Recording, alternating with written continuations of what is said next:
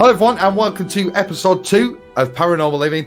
So we have a fun-filled episode for you today. We're going to be talking about the reading with Denise. We're going to touch on that. And of course, the main topic we do have today is reincarnation, which is a fantastic subject, which I'm sure you'll all agree with. And we will also be talking about the recent live feeds we have been doing on Facebook and the experiments we have been doing. So Jay, how have you been? I've been good, thank you very much. How was yourself? Yeah, not too bad. We're all Good, on the same thing, different day. You know how it is. Yeah. So we do have some good news today. So I've been going through the statistics on the podcast, and obviously we've been growing slowly since July. Was it July when we did the first one? Yeah, it was, yeah. We're now in Thailand. Thailand? New listeners in Thailand. Wow. Yeah, it's fantastic. So it's grown from, like you say, just being in the UK to America, Thailand, India, Serbia, South Africa with globetrotting. We are, yeah. Don't even live in the house. There's magic in it. You can't go abroad, but you can go abroad from your home. So hello to our new listeners in Thailand. Yeah, hello. So remember, everyone, please do like our Facebook page, Paranormal Living, and you can also get us on Twitter, of course, Paranormal Live, LIV20, and also on YouTube at Paranormal Living TV. And we do have some exciting news, which Jay will let you know about right now. Yeah, you can add yourself to our new group, which is just Paranormal Living. That's a place where you can get involved, put all your pictures on there of anything supernatural, paranormal, and of course, all your videos of any orbs or anything you've seen or heard. Yeah, because on the live feed we did last weekend, we did start to share your photos and videos, what you have sent in for us. So like you said, we want to build a community on here. You know, we've got a few people who've joined the group already, starting to share pictures and videos and things. And like you say, we keep asking for this, and then you will get a shout out on the podcast and, of course, on the live feeds. So we did our live feed last weekend, which was absolutely fantastic. It was one of my favorites we have done. Yeah, and we tried a few different experiments as well, didn't we? Yeah, oh, they were amazing. I was really shocked, you know. I thought about after you'd left. Yeah. Because I thought when you first said it, I'm like, yeah, is it going to be a case of it's a coincidence? But the things that we did were so random. Yeah. And we didn't have hundreds of people watching or listening. But so to get so many to get the right answer as well was unbelievable. It took me back, to be honest.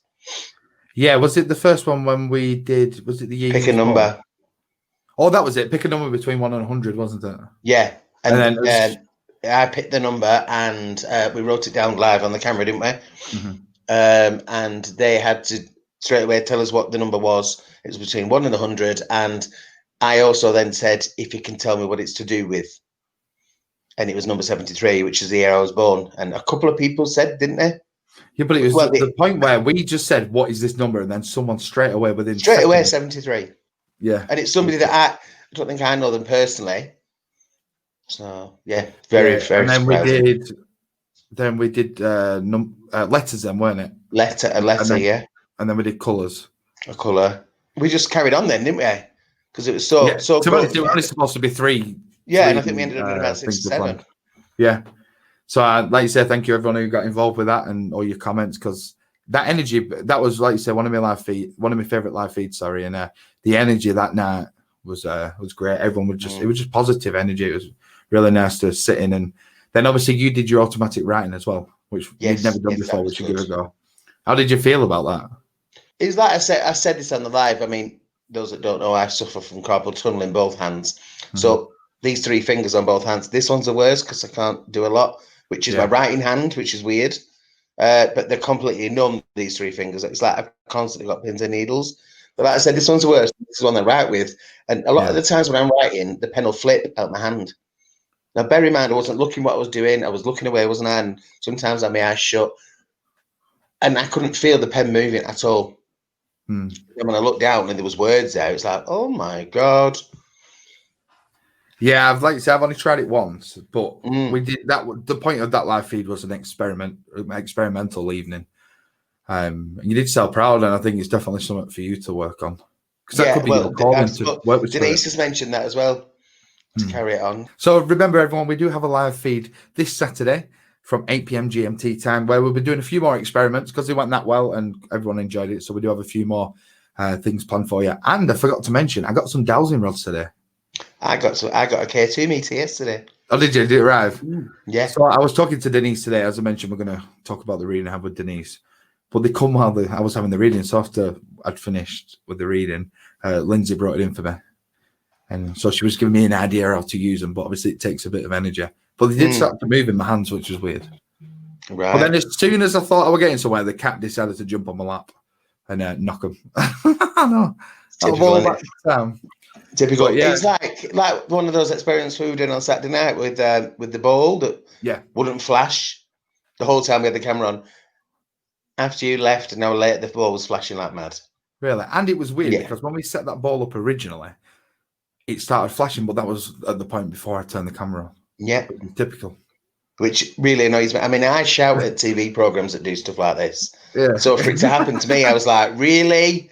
Yeah, well annoying. So, I mean, I couldn't get my camera out quick enough to video it. But if it happens, it's still there. If it happens again, I'll video it. But we even got some photos, didn't we, sent from Denise and a few other people of different energies and colours. Yeah. There's some amazing pictures, weren't there? I mean, that one in particular that Denise sent with the two orbs. Well, there was three, weren't there? We found another one. There's a tiny one, a medium-sized one, and then that huge one that looked like the moon. Yeah, it was, like you say, them pictures we shared and the pictures, like you said, were sent in from the VIGIL as well, what we did. You know, it's absolutely fantastic. So we will be sharing them again on Saturday for the live feed. For those who missed them, and we'll also be sharing some of the ones we did get from the VIGIL. Because like you said, there's quite a bit of energy you can see. And I remember Denise saying about my face, because I ended up shadowing, didn't I, a bit? Yes, you did, yeah. I mean, I couldn't see because I was sat next to you, but... Yeah, it was very strange. And the fact that when the phone decided to start talking, even though it's muted, and there is a bit of a replay, but it's because we even tried to debunk this live on the VIGIL, and the fact it just went pen, pen, pen, pen, pen, pen, pen. Yeah, because I said the word pen, didn't I? And then it wasn't like an echo, like pen, pen. Yeah, because you'd asked, didn't you, about what was it? Should I carry on writing? I think you said. Yeah, should I carry on writing? And it went pen, pen, pen, pen, pen, pen. So then we did try to debunk this because obviously not everything is paranormal. So we started shouting. We started shouting at the camera and trying different things, but there was a bit of reverb, but there was nothing constantly distorting and repeating itself like that. But that was weird because it was such a pen, pen, pen, pen, pen, pen, pen. Yeah, yeah. But I think, like you said, that's my favorite live feed we've done. Out of it was a really good one. So our next topic for this evening is I did have a reading with Denise. Denise, as many of you know, is our resident medium. She will be joining us on the podcast very soon. Now she's starting to feel better. So she would like us to say thank you to everyone for sending out that healing and thoughts with her because she's now on the mend. So I did have a really interesting reading with Denise. Yeah. Yeah. My granddad come through, which is expected because he comes through all the time. I was going to say, I'd be very surprised if he didn't. And a lot of it was about my spiritual pathway and mediumship. Because I always thought that when it comes for me to be able to work properly, I thought it was going to be a choice. You either choose your music or you choose this. You can't do both together. And I was like, well, I could take less gigs because obviously it's all about energy. And if you're half asleep going down the rostrum or doing sit-ins, not going to work. But it turns out both pathways are open and I can do both at the same time, which makes me feel so much better. But she was saying to me about that I am ready to start doing readings. So a lot of people know, of course, I've mentioned this quite a few times, that I do go to a development class. Denise is my teacher. And so we are looking, as she said, for victims. For me to, because they call it fledgling, you see. And you might stutter, might get things wrong, which is natural, but it's just part of a learning process now, and more of just being confident because you know what I'm like. If I give a message out, I tend to just overthink. Yeah, you overthink it, don't you? And I doubt myself a lot. You said this to me before, but it's like you say, if you don't start somewhere, you're never going to do it, are you? That's it. Yeah, definitely. So. She was talking a lot about my mediumship, and she also mentioned about physical mediumship, right? And I said to her afterwards, after she'd been talking about it, that I have been thinking about it a lot. I don't think it's necessarily that I want to be sat in a cabinet doing the ectoplasm and the shadowing, but I'm really intrigued to go watch it because I love. Yeah. The problem is not many people do it. It takes years and years and years of sitting. Not many people do it anymore, so it is a harder thing to come by.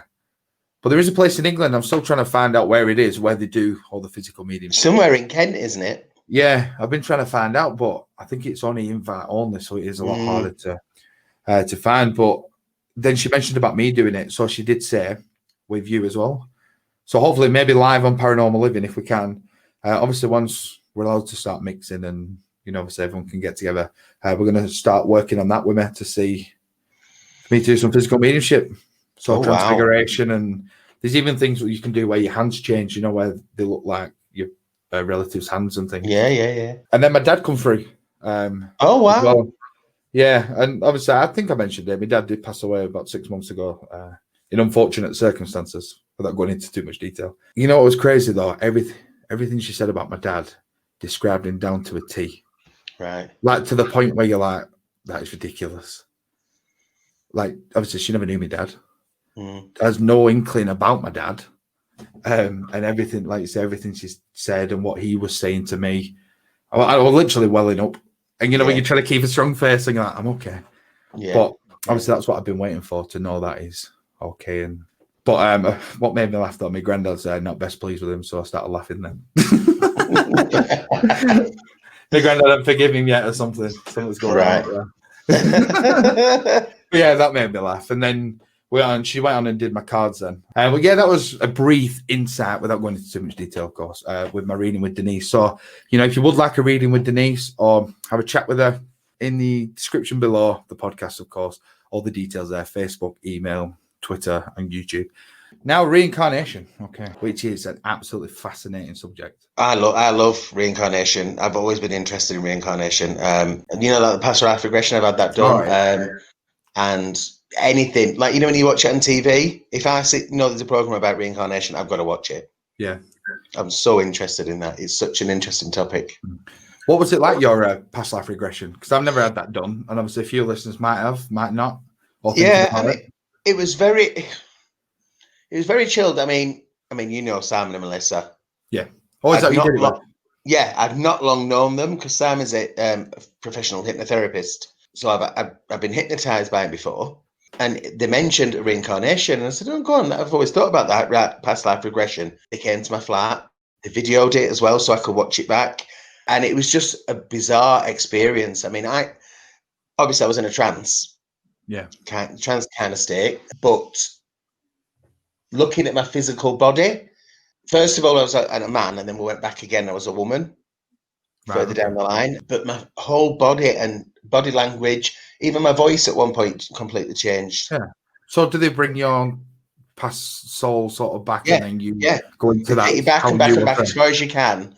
And it's like they took me back through my childhood, back to primary school, blah, blah, blah, right back to being a baby, being born. So much so it's like they say, can you see a light? And it's like, yeah. And that's the light when you're coming out. All right. When you're born. Yeah. They said, right, well, go back into the darkness until you can see the light again. And I went back and back and back. And then you come out, and that's when it all starts to get strange. Yeah. Very, very strange. First of all, I was an old man. I came back as an old guy called Albert, who came from Settle in Yorkshire. Yeah. Which is really, really weird because that's where my mum's from. My mum's family's from. It's Settle. I think, if I remember rightly, I was a farmhand or something like that. But it was really weird. I mean, the listeners aren't going to see this, but you can. I was sat on my bed when they were doing it. Sat up on the bed, and I sort of hunched right over. The shoulders come up. I hunched like that, and my face that squashed up sort of thing, like it was an old man. And I was talking with a broad Yorkshire accent. Oh. So yeah, it was very strange. But then when I went back again, I came through as a lady called Emily, who was a teacher in Bacup. All right, okay. But I was proper prim and proper. When I watched the video, I sat up bolt right, chin up and everything, and I was like proper posh and everything. It was so weird. I mean, everyone that knows me knows I ain't posh. Yeah, it was very bizarre. And when I came round, it was like, what the hell just happened there? So I remember talking to my granddad about reincarnation, and like you say, I have no idea myself who I was or what happened in my past lives. And one of the stories I do remember him telling me was he was in the American Civil War. And I think he was a sergeant in the Civil War, but what he saw when he had this vision going back was one of the generals stood over the grave and saluting him. Wow. Yeah. So like that. So is that like your granddad was in the grave looking up? Yeah. So it's like a flashback, if that makes sense. Obviously, who he was had passed away, but he was being shown what had happened at that point. Yeah. Because he'd had a few things happen like that, but that is the one story what stands out to me, what I do remember him talking about. That's amazing. So the meaning of reincarnation, before we do get into some of these stories, is known as rebirth or transmigration, which is the belief that non-physical essence of a living human being begins a new life in a different physical form or body after biological death. So obviously the major religions what do believe in this is like Hinduism, Buddhism, Sikhism. And what I find amazing is even though it's all different religions, it all comes together as the same thing. So one story what really interested me was about this 4-year-old in America called Ryan. And apparently he'd woke up in the night clutching his chest and screaming how his heart had exploded in Hollywood. So they did obviously some digging to what was going on and what he was seeing and obviously what he was experiencing. And he was saying that he once lived in a house in Hollywood on a street with the name Rock. Okay. And with this, he started talking about this gentleman, Martin, who was a Hollywood actor. And he described everything about this gentleman. As this is going on, they got this medical scientist guy involved who's all into reincarnation and different stories. So they managed to find Martin's daughter. They asked the young lad to, I think it was like 56 statements or something, or 56 things he remembers, to write this down. So they wrote it all down. And then they sent it to Martin's daughter. And it was something like 50 or 52 out of the 56 were correct. Everything from the car he drove to obviously where the street where he lived. Yeah. Obviously all these situations what he'd wrote about. So then as he got older, he did get to meet Martin's daughter. But unfortunately at that point, he didn't seem to remember everything as clear as what he did when he was a lot younger. But in that, talking about that, they were saying that for a lot of children by the age of 5, it tends to sort of they keep it or they lose it, don't they? So I've been doing some research as well, and there was someone called Gus Taylor, and he was only 18 months old when he started to say that he was his own grandfather. And young kids obviously get confused about their identity and other family members when they're young. Yeah. But this was really different because his grandfather had died a year before he was born, and he totally believed that he was his granddad. And when his family showed him photographs when he was 4-year-old, he shouted out, "Grandpa Aggie." And there was this family secret that nobody ever spoke about in front of this kid and or his sister. But Aggie's sister, his granddad, had been murdered and dumped in San Francisco Bay. And the family were really perplexed when the kid started to talk about his dead sister. And according to Gus, he said that God had given him a ticket after he died. And with his ticket, he came through a hole on which he came back and said, "I'm Grandpa Gus." Imagine coming back as a past family member. You know, obviously I mentioned birthmarks. Yes. There is a story about this. Apparently that was maybe an impact injury or, you know, say if you've been stabbed or something that happened in your past life. That is a reason you do have the birthmark.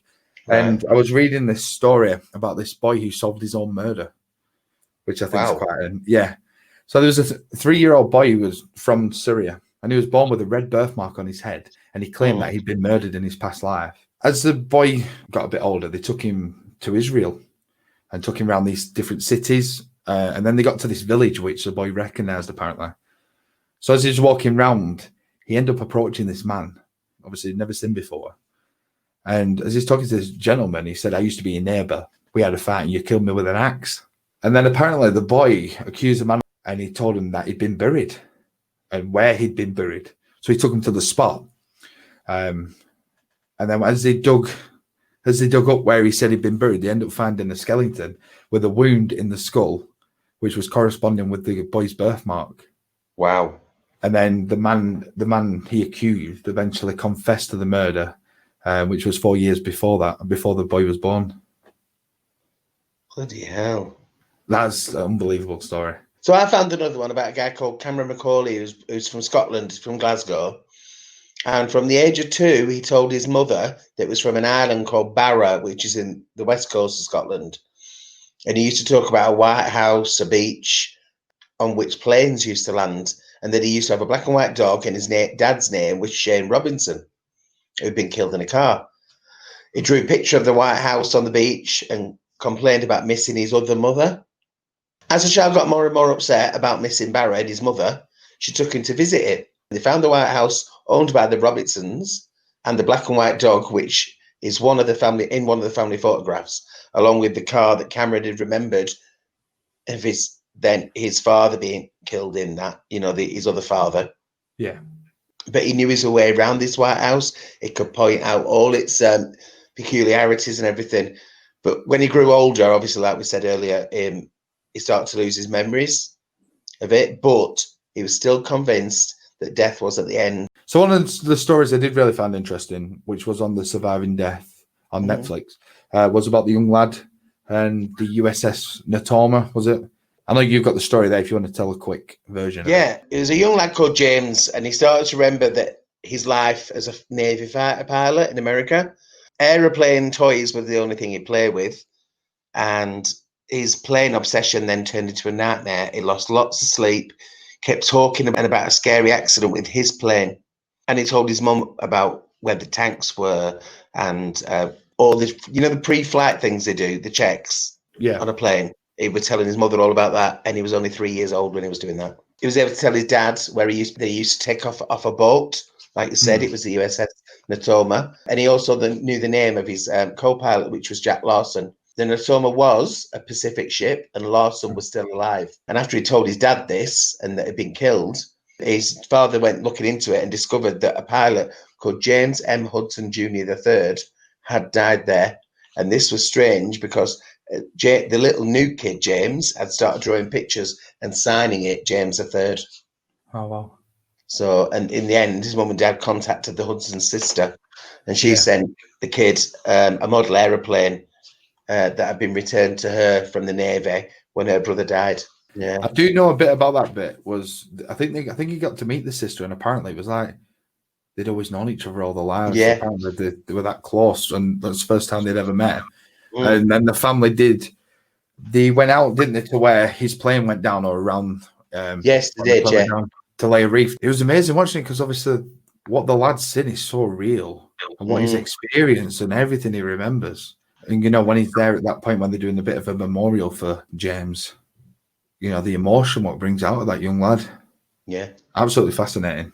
Yeah, it was amazing. So there was a few different stories we'd like to share with you, about reincarnation. Absolutely fascinating subject, and all you have to do is go on Google, and there's so many amazing stories and experiences people have had. I mean, I'll tell you what I want, though. I mean, now we've created this new group. If anybody else, any of the listeners, any of the people on Facebook, if you've had experiences like reincarnation or a past life, drop it on there. I'd love to hear their stories. Oh, definitely. Like you say, we always want your feedback, everybody, your comments, your footage, pictures to share with us, and like you say, get your stories on the podcast. So do remember, if you would like to be on the podcast or be a part of the podcast, or like you say, let us know your stories, please do get in contact. Like you say, you can get us on Facebook, Paranormal Living, Twitter, Paranormal Live, LIV20. And also, of course, you can now get the new Facebook group, Paranormal Living, on there as well. But all the details for all our social media and email are in the description below this podcast. So don't forget, everyone, this Saturday, 8 p.m. GMT time, we will be live on our Facebook page with our live experiments again. And we do have a few new pieces of equipment, which we'll be trying out on the show as well. And, of course, more than likely, we'll end up with a little vigil because the energy does seem to be building back up where you are, Jay. I will say that. Yeah, it does, doesn't it? It has been a bit quiet recently. Yeah, I think they had a little break for Christmas, to be honest. We'll leave them alone for Christmas and then we'll come back. Yeah. Yeah, so, please do get on our Facebook page, get involved with these vigils and our experiments we are planning. So finally, from me, Jared, and of course my co-host, Jay, thank you very much again, Jay, for joining us, mate. Thank you. And we do hope you've enjoyed this episode and a bit of a look into reincarnation. Like you say, you can get so many stories online, so please do go check them out and get in touch with us again to let us know your stories and anything you'd like to share with us. From me and Jay, let's say thank you very much. Love and light. Adios.